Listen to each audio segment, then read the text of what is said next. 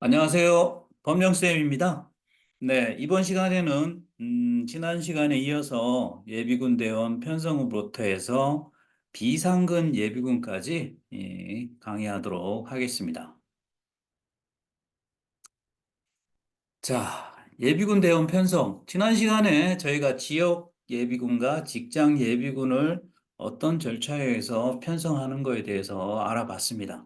그럼 이렇게 편성되어 있는 예비군들이 항상 뭐 거주지를 옮기지 않고 또 해당 직장에서 계속 있는 건 아니죠. 예, 지역 예비군 같으면 이사를 할 수도 있고 다른 지역에 가서 이렇게 어, 거주지를 옮길 수도 있습니다. 또 직장 예비군도 마찬가지. 한 직장에 계속 있는 것이 아니라 뭐 다른 직장으로 이직할 수도 있고 아니면 뭐 퇴사를 해서 뭐 자영업이나 뭐 하여튼 뭐 직장에 다니지 않고 다른 일을 또 이렇게 할 수도 있고 그런 등등의 일들이 있습니다. 그런 신상의 어떤 변동사항이 생겼을 때 예비군 또 조치를 어떻게 하는지 그거에 대해서 한번 알아보도록 하겠습니다. 먼저 지역 예비군입니다. 자, 지역 예비군에 편성되어 있던 어떤 친구가 만약에 이사를 했다, 거주지를 옮기게 되면 우리는 뭐 새로운 지역에 가면 전입신고를 하게 되겠죠? 주민등록법에 의해서 전입신고를 하게 됩니다. 그러면 기존에 지역 예비군이 다른 동네에 있다가 자기가 거주지를 새로운 지역으로 옮기게 되면 새로 옮긴 그 신거주지에 있는 지방병무청장이 그 친구를 다시 새로 옮긴 지역에 지역 예비군으로 편성하게 되어 있습니다. 자, 뭐 글로 보면 또 여러분들이 빨리 이해가 안 될 수 있으니 제가 예를 한번 들어봤습니다. 자, 지역 예비군 대원인 갑이 거주지를 옮기는 경우입니다. 예, 부산에 살던 갑이 자, 서울로 거주지를 옮겼습니다. 자, 부산에서 감만동에서 지역 예비군으로 이렇게 임무를 수행하고 있었는데 서울 신정동으로 이사를 했다. 그러면 우리 조문에 나와 있던 신거주지 지방병무청장, 자, 서울에 있는 서울지방병무청장이 이 친구를 신정동에 있는 예비군 중대에다가 편성을 한다. 이렇게 이해를 하시면 되겠습니다. 그래서 거주지를 옮기게 되면 이전 거주지에 있는 어떤 지방병무청장이 하는 역할은 없습니다. 예. 새로 이제 새로운 거주지에 갖는 그 새로운 거주지에 있는 지방병무청장이 어떤 새로운 친구가 오게 되면 그 친구를 해당 동에 뭐 또 해당 거기에 그 지역 예비군의 제대에 부합되게 어, 지역 예비군에다가 편성을 한다. 이렇게 보시면 되겠습니다. 그래서 요즘 보면 국방동원정보 체계가 우리 그 전입신고를 하게 되면 행정부 행정전산망하고 이렇게 같이 연동이 되어 있어서 어떤 친구가 이렇게 거주지를 옮겼다고 해서 전입신고를 하게 되면 바로 그 사항이 이 국동시에도 연동돼서 이렇게 뜨게 됩니다. 그러면 지방병무청장이 예, 거주지를 옮긴 어떤 지역 예비군 친구들을 이렇게 옮긴 신거주지의 지역 예비군으로 편성을 할 수 있게 되는 겁니다. 뭐 그 정도는 이해하시면 되겠습니다. 자, 여기서 중요한 것은 거주지를 옮기게 되면 신거주지에 있는 지방병무청장이 그 새로운 지역에 지역 예비군에다가 편성을 한다는 거 중요합니다. 자, 그러면 지금 금방 봤던 것은 법률에서 그렇게 명시된 내용이고, 그러면 시행령에서 구체적으로 좀 디테일하게 어떤 절차로 이루어지는지를 한번 보도록 하겠습니다. 자, 지방병무청장이 지역 예비군 대원이 거주지를 옮겼을 때는 거주지를 관할하는 지역 예비군 중대장한테 예비군 편성 카드와 관련 서류를 보내야 한다. 예, 강제 조항으로 되어 있습니다. 자, 거주지를 옮기게 되면 그 옮긴 친구의 어떤 예비군 편성 카드, 예, 그 친구에 대한 예비군 편성 카드와 그 친구에 관련된 어떤 서류들이 있습니다. 어떤 서류들이냐? 예, 만약에 뭐 뒤에 나오겠지만 그 친구가 예비군 훈련을 보류받을 수 있는 대상자다. 일명 면제죠. 면제받을 수 있는 대상자라면 그 친구가 어떤 직책에 있냐에 대해 알려주는 그 재직 증명서 같은 게 있습니다. 예, 우리가 뒷부분에 가면 보류 대상자를 보게 되겠지만 뭐 예를 들어서 군무원이다. 공무원은 예비군 보류 대상입니다. 면제 대상입니다. 그러면 공무원이라는 재직 증명서가 있을 수 있겠죠? 그런 증명서를 지방병무청이나 아니면 지역 예비군 중대에서 갖고 있습니다. 그런 서류를 같이 보내줘야 합니다. 예. 왜냐? 이 친구가 거주지를 옮겼으니까 새로운 지역 예비군으로 간 거지 않습니까? 그쪽으로 예비군 편성 카드와 관련 서류를 보내줘야 한다는 그런 뜻입니다. 자, 그러면 여기서 이 지방병무청장이란 어떤 지방병무청장이 있습니까? 신거주지 지방병무청장입니까? 이전 거주지 지방병무청장입니까? 예, 이전 거주지 지방병무청장이죠. 예, 이전에 거주하고 있던 그 지병장이 이 친구에 대한 예비군 편성성 카드와 관련서들을 여기에 지역 예비군 중대장인데 보내줘야죠. 이 지역 예비군 중대장이란 누굽니까? 신거주지 지역 예비군 중대장이겠죠? 예. 자, 이런 경우에는 지방병무청장이 이 예비군 편성 카드와 관련 서류를 이전 거주지 지역 예비군 중대장으로 하여금 보내게 할 수 있다. 예. 임의조항입니다. 할 수 있다. 자, 원래 이런 서류나 편성 카드는 지병장이 보내줘야 하는데 지병장이 지역 예비군 중대장인데 시킬 수도 있습니다. 누구? 이전 거주지 지역 예비군 중대장한테 너희가 보내줘라 할 수 있습니다. 이런 경우에는 얘를 통해서 할 수 있다라는 거. 네, 강제 조항이다, 임의 조항이라는 거 여러분들 잘 아시기 바랍니다. 이 지병장도 마찬가지 이전 거주지 지병장이겠죠? 예. 자, 글로 봐서는 잘 이해가 안 됩니다. 자, 제가 또 예를 들어놨습니다. 자, 부산에 있던 갑이 지역 예비군 대원인 갑이 서울로 이사를 했습니다. 예, 서울로 지역 예비군으로 마찬가지 거주지를 옮겼습니다. 이런 경우에 예비군 편성 카드와 관련 서류 누가 누구한테 보내주는지. 자, 부산에 있었으니까 부산지방병무청장이 예비군 편성 카드와 관련 서류를 누구한테 보내줘야 합니까? 신거주지 지역 예비군 중대장인데 보내줘야 합니다. 예, 신거주지니까 서울 신정동 예비군 중대장인데 보내줘야죠. 그런데 지병장이 이런 거 다 일일이 할 수 없겠죠. 밑에 예비군 중대장인데 시킵니다. 야, 그러니까 누구한테? 이전 거주지. 부산에 있다 갔으니까 부산에 거주했던 그 부산 남구 감만동에 있는 예비군 중대장인데 야, 네가 예비군 편성 카드와 관련 서류를 보내줘라 하면 이 예비군 중대장이 마찬가지 서울 중대장한테 보내줄 수 있는 것입니다. 원칙은 얘가 보내야 하는데 얘를 통해서도 부산에 있는 예비군 중대장을 통해서도 할 수 있다라는 거. 예. 이해하셨습니까? 예.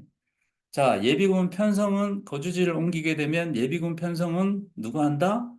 예, 신거주지에 있는 지방병무청장이 하고, 자, 관련 서류들은 누가 누구한테 보내준다? 예, 이전 거주지 지병장이 새로운 거주지에 예비군 중대장인데 보내줘야 하고, 또는 이전 거주지 중대장을 통해서도 보낼 수 있다라는 거. 음, 잘들 이해하셨습니까? 네. 누가 누구한테 보낸다. 보내야 한다. 보낼 수 있다. 예, 이런 부분들 중요합니다. 마찬가지, 이 예비군 편성 카드는 예, 요즘은 국동채로 다 이렇게 전산으로 해서 시스템적으로 다 전송이 된다라는 거 참고하시기 바랍니다. 예전에 그런 시스템이 없을 때는 실제로 뭐 우편으로 보내주고 뭐 그랬었겠죠.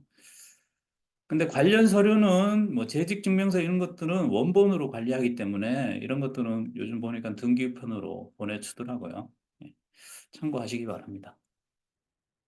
자, 다음은 직장 예비군이 어떤 신상이 변동이 생겼을 때 어떤 절차에 의해서 예비군을 편성하는지 그것을 마찬가지 보도록 하겠습니다. 자, 먼저 직장에 새로운 대원이 이렇게 채용이 될 수 있겠죠? 예비군이 들어올 수 있겠죠. 예비군인 직원이 채용될 수가 있겠죠. 그런 경우에는 어떤 절차에서 예비군을 편성하는지 보도록 하겠습니다. 자, 직장 예비군이 편성되어 있는 직장의 장은 자, 새로운 대원이 채용된 경우, 예, 신입사원이 온 거죠. 또는 뭐 경력 사원이 올 수도 있는 거고 하여튼 새로운 직원을 채용한 경우에는 그 직원이 예비군이라 그러면 직장 예비군에 편성하여야 합니다. 누가 편성한다? 네, 해당 직장의장이 편성을 하게 되어 있습니다. 그리고 편성한 다음에 누구한테 알려줘야 하냐? 직장 예비군 대원의 관할 지병장한테 새로운 친구를 편성했다고 그 사실을 통보해 줘야 합니다. 자, 여기에서 직장 예비군 대원 관할 지방병무청장은 누구를 뜻하냐? 예, 직장을 관할하고 있는 지방병무청장이라고 생각하시면 됩니다. 그래서 직원이 거주하고 있는 지방병무청장이 아니라 해당 직장이 이렇게 주둔하고 있는 거기에 관할 지방병무청장이 있겠죠? 예, 그 지방병무청장을 말합니다. 그래서 여기서 먼저 알려드리겠지만 직장 예비군은 무조건 어떤 대원들의 신상 변동, 뭐 새로운 대원을 채용했거나 또는 그 대원이 뭐 퇴직을 했거나 하여튼 직장 예비군의 어떤 대원들의 뭐 신상에 관련된 사항이 생기면 무조건 직장 관할 지방병무청장인데 통보를 한다라는 거, 그 점은 여러분들이 먼저 아시기 바랍니다. 자, 마찬가지 제가 예를 들어서 한번 설명을 드리면, 자, 군에서 현역병으로 이렇게 전역을 하고, 부산에 거주하고 있던 지역 예비군 대원 갑이 취업에 성공을 했습니다. 지역 예비군으로 이렇게 임무를 하고 있다가 회사에 취업을 하게 되었습니다. 어디 회사? 부산에 있다가 광주에 있는 금호 타이어에 입사했습니다. 요즘 금호 타이어 잘 나가고 있습니다. 자, 금호타에 입사하겠습니다. 그러면 이 친구는 지역 예비군에 있다가 회사에 들어갔으니까, 이 금호타이어는 직장 예비군이 편성되어 있습니다. 그러니까 직장 예비군으로 편성을 해야겠죠. 자, 법에 따라서 편성을 한다 그러면 누가 편성합니까? 회사에 들어갔으니까 그 회사의 사장님이 편성을 하죠. 직장의 장이 편성을 하게 되어 있습니다. 새로 들어온 갑을 해당 직장 예비군에 편성하고 그 편성했다는 사실을 누구한테 알려줘야 합니까? 직장 관할 지방병무청장이죠. 직장 예비군 대원 관할 지방병무청장 누굽니까? 광주니까 광주지방병무청장인데 알려주게 되어 있습니다. 3일 이내에 알려주게 되어 있습니다. 이 사항은 저 뒤에 시행령에서 구체적으로 언급될 예정입니다. 먼저 알려드리겠습니다. 그래서 하여튼 직장은 예비군 그 사원들이 들어오면 직장의 장이 직장 예비군에 편성하고 그 사실을 직장 관할 지방병무청장인데 알려준다라는 사실 꼭 아시기 바랍니다. 자, 뭐 직장에 새로운 대원을 채용만 하는 게 아니라 기존에 있던 대원들이 이렇게 직장에서 퇴직할 수도 있겠죠. 또는 다른 직장으로 이직도 할 수 있고 뭐 그런 경우가 생길 수 있습니다. 자, 그런 경우에는 예비군 대원을 어떤 조치를 하는지 한번 보도록 하겠습니다. 마찬가지 직장의 장은 대원이 직장에서 퇴직을 하거나 또는 다른 데로 전출하는 등 하여튼 직장을 떠난 경우죠. 그런 경우에는 그 예비군 대원에 관할 지방병무청장인데 그 사실을 통보하고 그 통보받은 관할 지방병무청장은 그 대원을 지역 예비군에 편성한다. 지역 예비군에 편성한다는 거 보니까 직장에 있던 대원이 다른 직장으로 가는 게 아니라 뭐 직장을 그만두고 그냥 놀고 있다는 거네요. 그런 경우에 좋지 않은 상황입니다. 그러니까 지역 예비군에 편성하는 거니까. 자, 그래서 여기에서 보시면 예비군 대원에 관할 지방병무청장인데 통보한다고 되어 있는데 예비군 대원 관할 지방병무청장이 누구냐? 그 직장에 있던 대원의 거주지 관할 지방병무청장이라고 보시면 됩니다. 예. 이 사항은 법에서는 조금 애매하게 이렇게 표현이 되는데 시행령에서는 구체적으로 표현이 되어 있습니다. 이 법에 있는 이 내용은 조금 뭔가 중간에 한 단계를 이렇게 생략됐다는 표현이라고 보시면 됩니다. 직장의 장이 그 직장 예비군 대원 거주지 관할 지방병무청장인데 어떤 사실을 통보하는 내용은 우리 배우는 조문에서는 없습니다.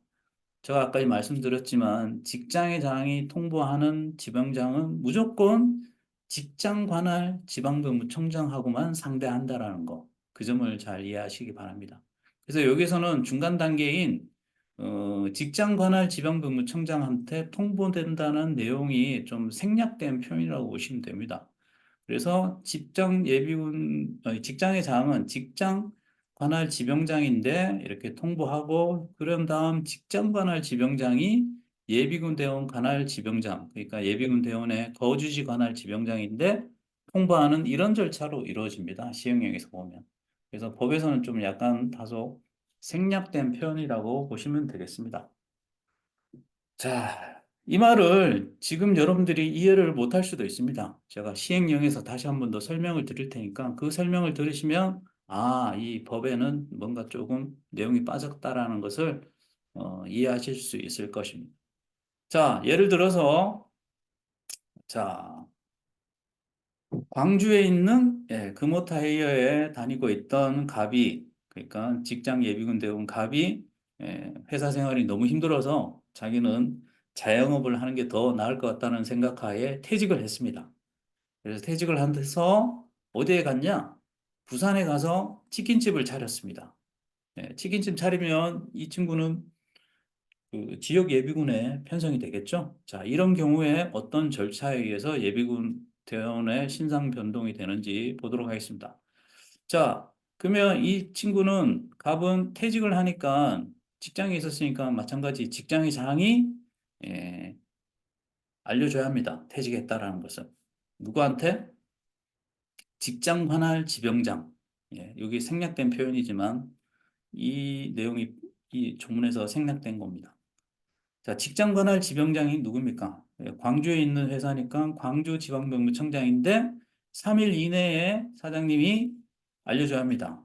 갑이 퇴직을 했다고. 그러면 이 직장 관할 지병장인 광주지방법무청장은 이 친구가 부산에 갔으니까 부산에 갔다라는 것을 부산지방법무청장인데 알려줍니다. 그러면 이걸 전달받은 부산지방청장은 해당 이 친구가 간만동에 있으니까 지역 간만동 예비군 중대에다가 지역 예비군으로 편성을 한다라는 이런 절차로 이루어지겠습니다. 그래서 여기 요 조문에서는 직장의 장이 예비군 대원 관할 지방병무청장인데 사실을 통보한다는 것은 금호타이어 사장이 바로 부산지방병무청장인데 통보한다는 그런 내용으로 이렇게 표현이 된 겁니다. 중간에 이 직장 관할 지방병무청장인데 통보한다는 내용이 어떻게 보면 생략된 그런 표현이라고 보시면 되겠습니다. 자, 지금까지 그 직장 예비군 대원의 신상 변동에 대한 법률 내용을 봤습니다. 그래서 여기서 중요한 부분은 직장 예비군 대원 관할 지방병무청장과 예비군 대원 관할 지방병무청장은 이렇게 이 뜻이라는 것을 여러분들이 잘 아시기 바랍니다. 직장 예비군 대원 관할 지방병무청장은 직장 관할 지방병무청장이고 예비군 대원에 관할 지방병무청장은 예비군이 거주하고 있는 그 거주지 관할 지방병무청장이라는 사실을 잘 이해하시기 바랍니다. 그리고 여기에 조문에서는 제가 생략됐다 그랬죠. 직장 관할 지방병무청장이 중간에 생략됐다는 표현이라고 그랬죠. 그래서 이것이 문제에 자주 나옵니다. 그래서 생략된 표현인데도 이런 식으로 그대로 해서 문제가 나오기 때문에 여러분들은 이 표현을 조문 그대로 암기하시는 게 좋습니다. 그건 뭐 어떻게 생략됐든 시행령에서 구체적으로 그렇게 표현은 나오지만 이 법률에서는 이런 식으로만 표현이 됐기 때문에 혹시 문제에 이런 표현이 나오면 이 표현 그대로 나오면 맞다고 보시면 됩니다. 여러분들 뭐 중간에 생략됐다고 막 틀렸다 이렇게 생각하지 마시고 그래서 이 6항과 7항은 표현 그대로 암기하시기 바랍니다. 특히 7항은 7항.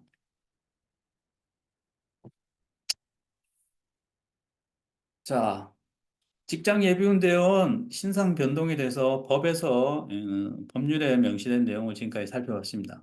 지금부터는 그 내용을 좀 더 구체적으로 표현된 시형 내용에 있는 내용을 한번 보도록 하겠습니다. 이 내용을 보시면 여러분들이 정확하게 잘 이해를 하실 수 있습니다. 제가 앞에서 말씀드렸던 좀 이해 안 됐던 내용들도 이 부분에서는 다 이해가 되실 겁니다. 자, 먼저 직장 예비군을 새로이 어떻게 뭐 채용했거나 그런 내용에 대해서 새로이 전입한 경우에 예비군 편성 절차에 대해서 한번 보도록 하겠습니다. 자, 직장의 장은 소속 대원에게 전입, 전출, 퇴직, 사망, 하여튼 뭐 소속 직장 예비군 대원의 어떤 신상 변동 사항이 생겼을 때는 그 사유가 생긴 날로부터 3일 이내, 제가 앞에서 말씀드렸죠. 3일 이내에 최대한 빨리 직장을 관할하고 있는 지방병무청장인데 통보를 해줘야 합니다. 그래야만 그 지방병무청장이 그 신상 변동된 직장 예비군에 대해서 뭐 이렇게 조치를 하는 겁니다. 직장 관할 지방병무청장이. 예, 뭐 다른 지방병무청장인데 통보하기도 하고 뭐 어, 그런 절차가 이루어지기 때문에 하여튼 직장의 장은 무조건 직장 관할 지방병무청장인데 예, 다 통보한다라는 거. 언제까지? 3일 이내에. 자, 사망과 사항은 직장 예비군을 새로이 채용하는 경우, 뭐 직장 예비군에 어떤 새로운 인원이 저립하는 경우입니다. 그 친구가 지역에서 지역 예비군 대원으로 있다가 이 직장으로 들어오는 경우도 있을 수 있는 거고, 다른 직장에 직장 예비군으로 있다가 이 직장으로 전입할 수 있는 경우고, 하여튼 두 가지의 경우가 있을 수 있겠죠? 예. 그래서 먼저 여기 보시면 지역 예비군 대원으로 있던 친구가 이 직장으로 들어온 절차라고 보시면 됩니다. 사망과 사항. 그래서 이렇게 통보를 받은 직장 예비군에 편성된 사실을 통보받은 지방병무청장, 그러니까 어떤 이 직장에 새로운 직장 예비군 대원이 전입한다는 사실을 통보받은 지방병무청장이죠. 그런 경우에 그 지방병무청장은 그 친구가 지역 예비군으로 있다가 직장 예비군으로 간 거니까 이 직장 관할 지방병무청장은 그 대원의 거주지 관할 지방병무청장인데 통보해줘야 합니다. 자, 너희 동네에 있던 어떤 친구가 여기 A라는 직장으로 들어갔다. 그런 식으로 이렇게 알려주는 거죠. 그러면 직장 예비군에 편성된 사실을 통보받은 지방병무청장, 이 지방병무청장 누굽니까? 앞에 있는 거주지 관할 지방병무청장입니다. 거주지 관할 지방병무청장은 그 대원에 대한 예비군 편성 카드하고 관련 서류를 직장에 들어갔으니까 해당 직장의 장한테 보내줘야 합니다. 예. 자기가 데리고 있다가 떠난 거지 않습니까? 지역에 있다가 직장으로 들어갔으니까 직장의 장한테 보내야 한다. 예, 보내야 한다. 강제 조항입니다. 자, 여기까지 해서 내용을 제가 예를 들어서 한번 설명을 드리겠습니다.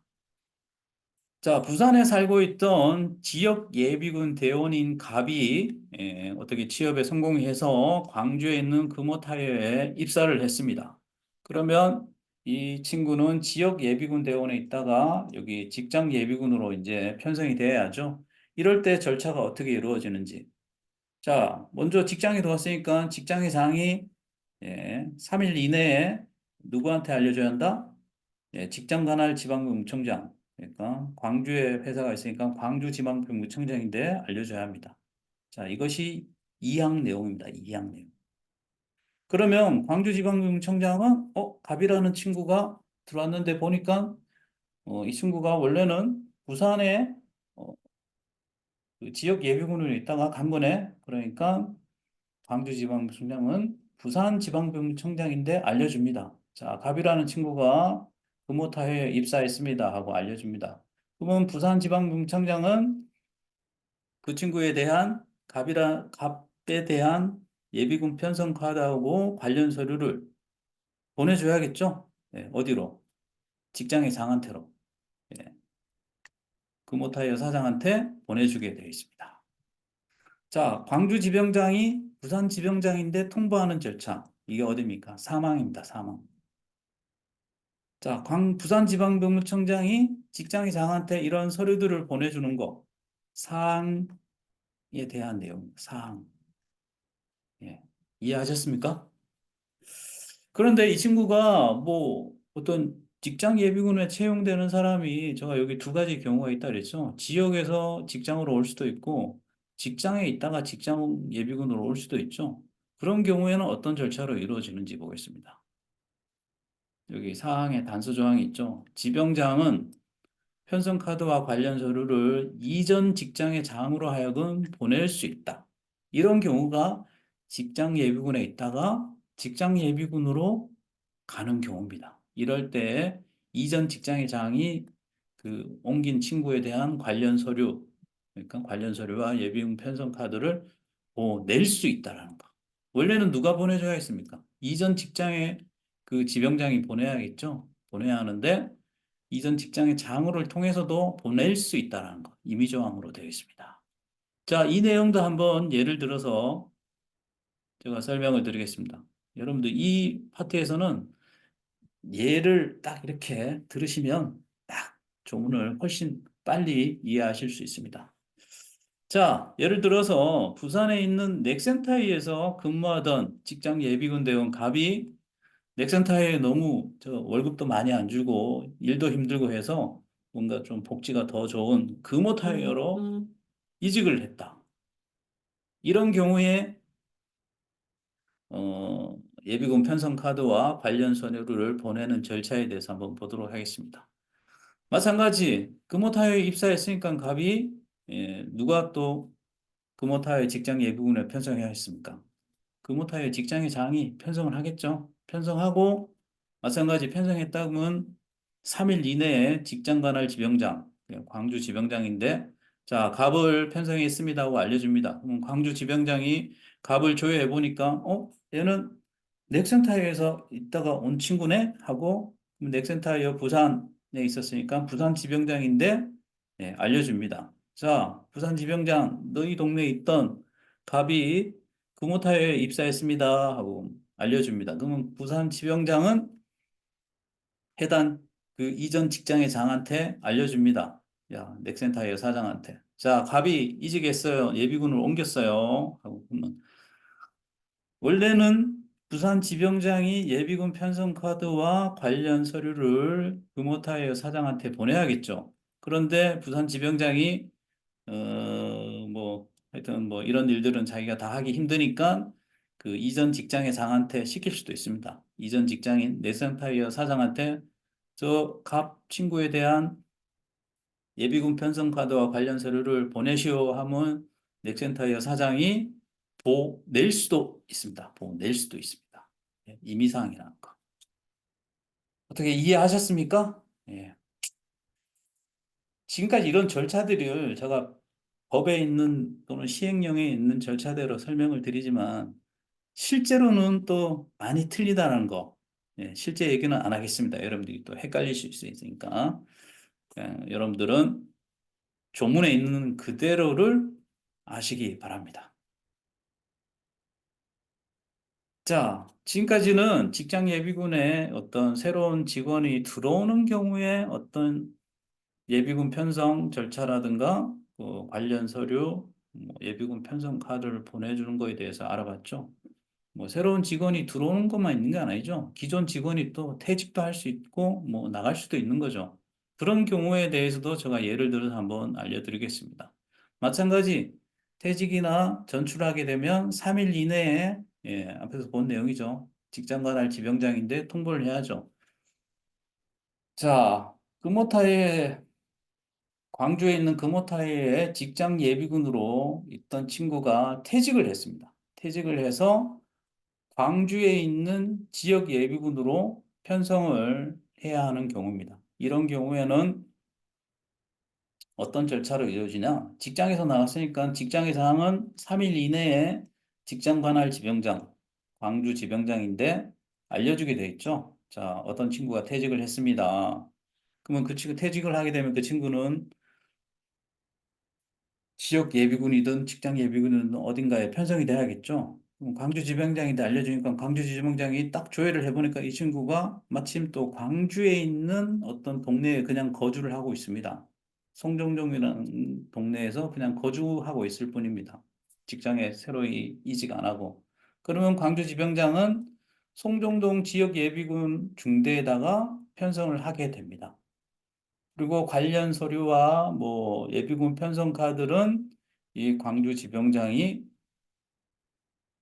여기 송정동에 있는 지역 예비군 중대장한테 보내줘야겠죠? 예, 그런 절차가 이루어집니다.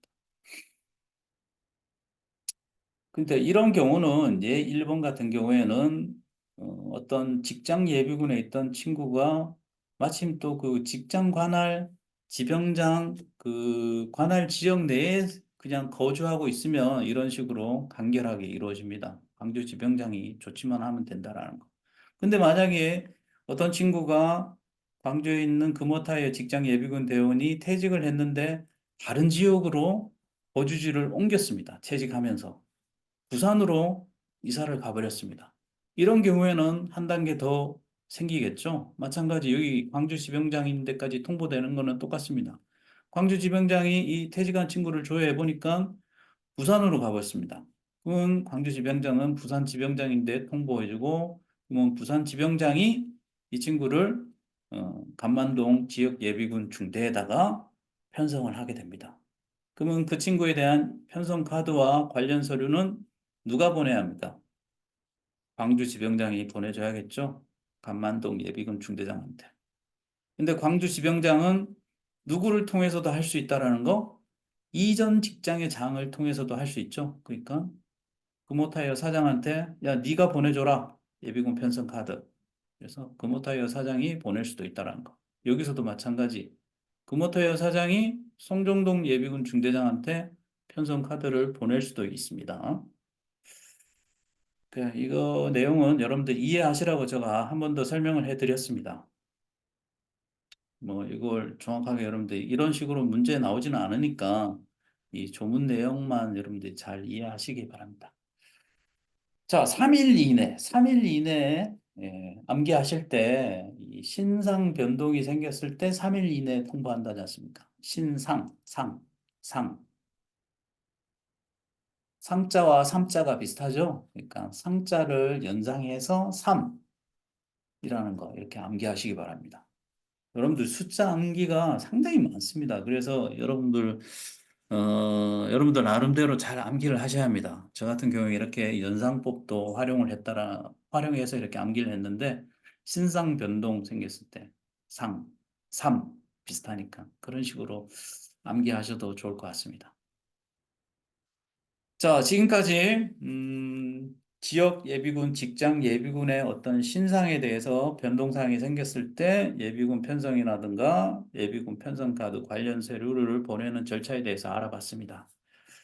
어, 조문 내용 많지 않은데 제가 이렇게 여러분들을 쉽게 이해를 하려고 많은 사항들을 예를 들어서 설명을 드렸는데 충분히 이해하셨을 거라고 생각합니다. 자, 다음은 비상근 예비군. 자, 상근 예비군이 아닌 비상근. 상주하지 않고 이렇게 예비군으로서 어딘가에 가서 이렇게 임무를 수행한다. 비상근 예비군. 자, 비상근 예비군은 왜 생겼냐? 우리가 예비군들이 보면 동원훈련을 하러 가죠. 동원훈련. 그러니까 뭐 현역 부대에 가서 본인들의 어떤 나중에 전시 임무 수행을 위해서 훈련을 하지 않습니까? 동원훈련이지 않습니까? 2박 3일 입영해서 이렇게 숙박하면서 수경하면서 훈련을 하지 않습니까? 그러다 보니까 2박 3일 가지고는 3일 해서는 그 예비군들의 그 전시 임무 수행 능력을 이렇게 숙달하고 하는 데는 시간이 너무 좀 물리적으로 적고 좀 이렇게 숙달하는 데 제한 사항이 있다. 그래서 비상근 예비군이 라고 해서 그거 이외에도 추가적으로 좀 더 훈련이 필요하겠다라는 걸로 판단해서 국방부에서 예, 2년 전부터인가 시행을 하고 있습니다. 그래서 기간을 설정해서 짧은 기간만 운영되는 단기 비상근 예비군과 조금 더 그보다는 긴 기간 31일에서 180일 이내 한 6개월 이내로 해서 어딘 부대에 이렇게 출퇴근식으로 해서 예비군으로서 임무 수행하는 장기 비상근 예비군 이 두 가지를 이렇게 운영하게 되었습니다. 자, 누구를 대상으로 하냐? 예비역 병으로부터 해서 예비역 중령까지 이 인원들 중에서 이렇게 뽑아서 운영을 한다. 이렇게 보시면 되겠습니다. 그래서 주로 이렇게 선발되는 인원들은 병사 같은 경우에는 어, 그 본인의 그 직책이 뭐 어떤 전문적인 기술을 요하는 그런 인원들 있죠. 뭐 운전병이라든가 또는 어떤 장비를 수리하는 요원들이라든가 그런 인원들 위주로 또 선발이 되고 간부 같은 경우에는 뭐 중대장, 소대장 뭐 그런 조금 뭔가 음, 그런 위치에 있는 간부들을 대상으로 선발을 한다. 이렇게 보시면 됩니다. 이렇게 비상근 예비군들을 운영하면 그냥 운영할 수 없죠. 돈을 줘야죠. 그래서 마찬가지 보상비라 해서 이렇게 평일과 휴일 뭐 10에서 15만 원 정도에서 비용을 보상비를 지급하고 있습니다. 그래서 단기 비상근은 기간이 짧기 때문에 좀 인원이 많고 장기 비상근은 조금 인원수를 적게 해서 이렇게 운영을 하고 있습니다. 그래서 매년마다 선발을 하고 있습니다. 자, 이 내용은 여러분들이 참고하시고 이제 다음 나오는 비상근 예비군을 한번 보도록 하겠습니다. 이 조문도 생긴 지 얼마 안 됐습니다. 비상근 예비군 제도가 생기면서 예비군법에 조문으로 추가된 내용입니다. 자, 이 파트에서는 여러분들이 좀 중요한 거는 비상근 예비군의 단기 비상근 예비군과 장기 비상근 예비군 두 가지를 잘 구분해서 이렇게 암기를 하시는 게 좋을 것 같습니다. 항상 문제에 장기냐 단기냐 그걸 비교하면서 문제가 좀 계속 나오고 있는 추세니까 그 부분을 염두해서 여러분들이 아시기 바랍니다. 자, 비상근 예비군은 자, 국방부 장관이 평시에 어떤 인원들을 소집해서 제도를 시행할 수 있다. 그러니까 비상근 예비군 제도를 시행할 수 있다. 예, 국방부 장관이. 자, 비상근 예비군을 시행할 수 있다고 이렇게 표현이 되어 있는데 시행하여야 한다도 아니고 할 수 있다. 임의 사항으로 되어 있습니다. 임의적으로 표현이 되는데 비상근 예비군은 앞에서 보신 바와 같이 이제 소집돼서 운영되는 인원들한테 돈을 주죠. 보상비를 주지 않습니까? 그러니까 이게 예산과 관련된 거라서 뭐 돈이 없으면 못할 수도 있으니까 아무래도 뭔가 국방부 차원에서 융통성을 주기 위해서 이렇게 시행할 수 있다고 이렇게 표현을 한 것 같습니다. 시행하여야 한다면 계속 해야 하니까 이거 좀 돈이 없는 경우에는 문제가 될 수도 있겠죠. 그러다 보니까 예산에 따라서 이렇게 하려고 이렇게 시행할 수 있다. 임의적인 표현을 썼다라는 거. 자, 국방부 장관은 예비역 장준부 및 병에 대해서 그 사람들 중에서 지원을 받아갖고 비상근 예비군을 선발한다. 비상근 예비군 대상자들은 예비역 장준부와 예비역 병이라는 거 여러분들 잘 아시기 바랍니다. 자, 그 밖의 내용은 시행령에서 좀 더 구체적으로 보시면 자, 비상근 예비군은 두 가지로 구분이 된다. 단기와 장기 비상근 예비군. 그래서 단기는 연간 1년의 소집 기간이 30일 이내, 한 달 이내로 이렇게 소집되는 인원들입니다. 단기. 예. 단기냐 장기 구분, 여기 기간 잘 아시기 바랍니다. 장기는 좀 더 긴 기간이죠. 30일 초과해서 180일 이내, 그러니까 6개월 이내에 이렇게 소집돼서 운영되는 인원들이다. 자, 비상근 예비군은 병력법 46조 1항에 따라 동원되는 예비군이 수행하는 직무 중에 평시에 추가 훈련이 필요한 분야에 대해서 소집을 한다. 네, 앞에서 제가 말씀드렸죠. 병력법 46조 1항이 뭐냐? 지방병무청장은 병력동원 소집 대상자를 대해서 병력동원 소집을 한다. 병력동원 소집. 병력동원 소집은 동원령 선포됐을 때 이렇게 소집되는 예비군들 있죠? 그것을 우리가 병력동원 소집이라고 합니다. 그래서 비상근 예비군의 인원들은 전부 다 병력 동원되는 인원들, 그러니까 현역 부대에 가서 임무 수행하는 그런 인원들로이라고 보시면 됩니다. 그런 병력 동원되는 인원들이 그 현역 부대에 가서 동원 훈련 하는데 3일 훈련에서는 조금 부족하지 않습니까? 그러다 보니까 좀 더 추가적으로 필요한 분야에 대해서 비상근 예비군이 운영된다. 이렇게 이해하시면 되겠습니다.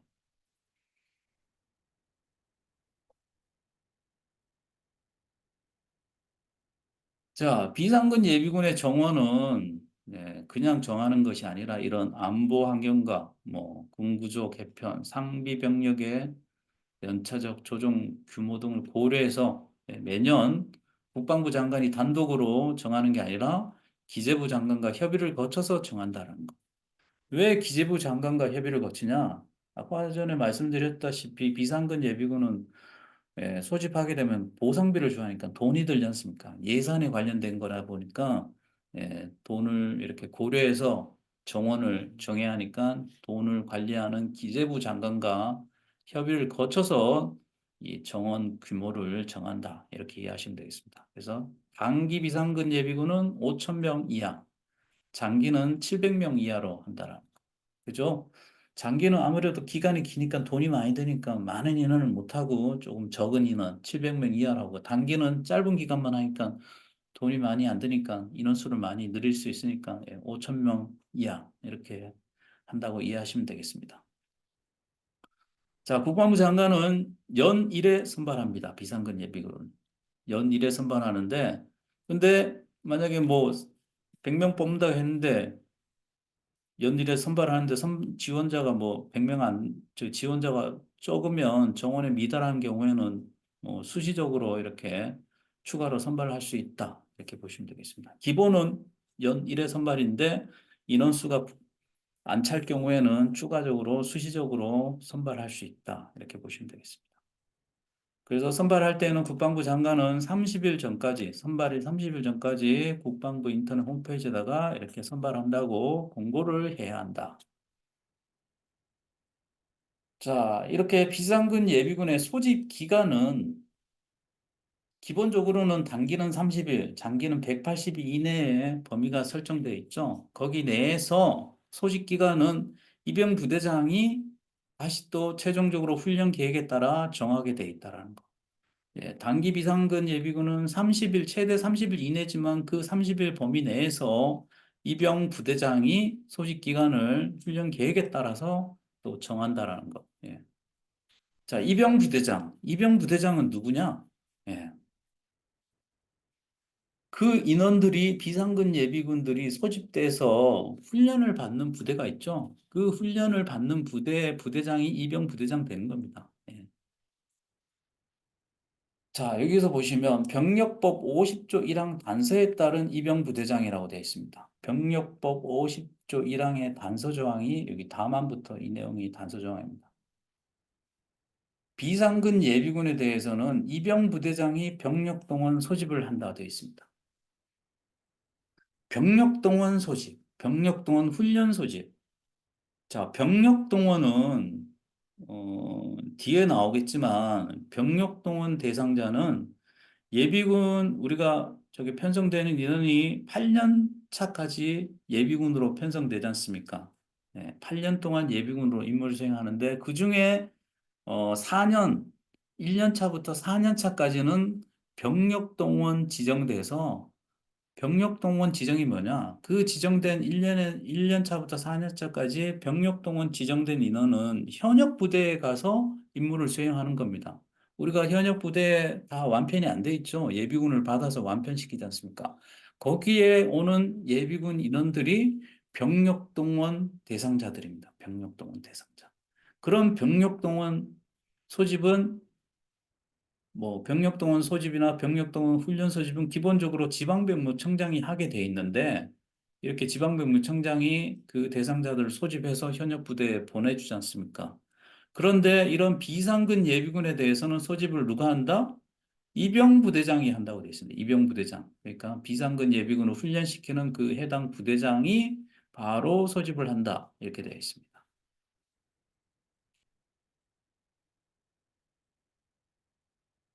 자, 이병부대장. 또 나옵니다. 이병 부대장은 어떤 선발된 비상근 예비군이 어떤 사유가 있어서 제대로 그 소집을 감당할 수 없는 경우에는 소집을 중단할 수 있습니다.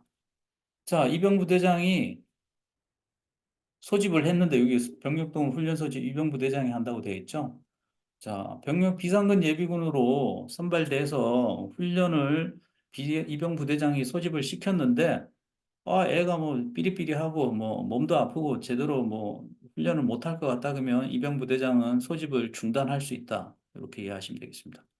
자, 국방부 장관은 비상근 예비군이 병력법 50조 1항 단서에 따라 소집된 경우 또 나오네요. 50조 1항 단서. 이병 부대장이 소집한 경우죠. 이병 부대장이 그 비상근 예비군을 소집한 경우에는 예산 범위에서 보상비를 지급한다. 자, 돈 주는 거는 국방부 장관이 하게 돼 있다라는 거. 자, 이 8항을 다시 한번 설명을 드리면, 자, 이병 부대장이 비상근 예비군을 소집을 했습니다. 훈련 소집을 한 경우에 왔으니까 돈 줘야겠죠. 돈은 누가 준다? 예산은 범위 내에서 국방부 장관이 보상비를 준다라는 거. 이렇게 하시면. 자, 여기 파트에서 비상근 예비군에서 한 가지 더 중요한 거는 비상근 예비군 분야에서 국방부 장관이 하는 역할과 이병 부대장이 하는 역할, 두 사람이 하는 역할을 잘 구분해서 여러분들이 암기하시기 바랍니다. 특히 이병 부대장의 그 하는 역할에 대해서는 소집자가 다 돼간다라는 거. 여기서 나오지만 소집 기간을 정하는 건 누가 한다? 이병 부대장이 하고. 그리고 훈련 소집도 누가 한다? 이병 부대장이 하고. 근데 소집했는데 소집을 어떤 애가 삐삐대서 소집을 중단하는 것도 이병부대장이 합니다. 이병부대장 역할에는 소집자가 다 들어간다는 거. 그 상황만 여러분들이 알아도 잘 구분하실 수 있을 겁니다.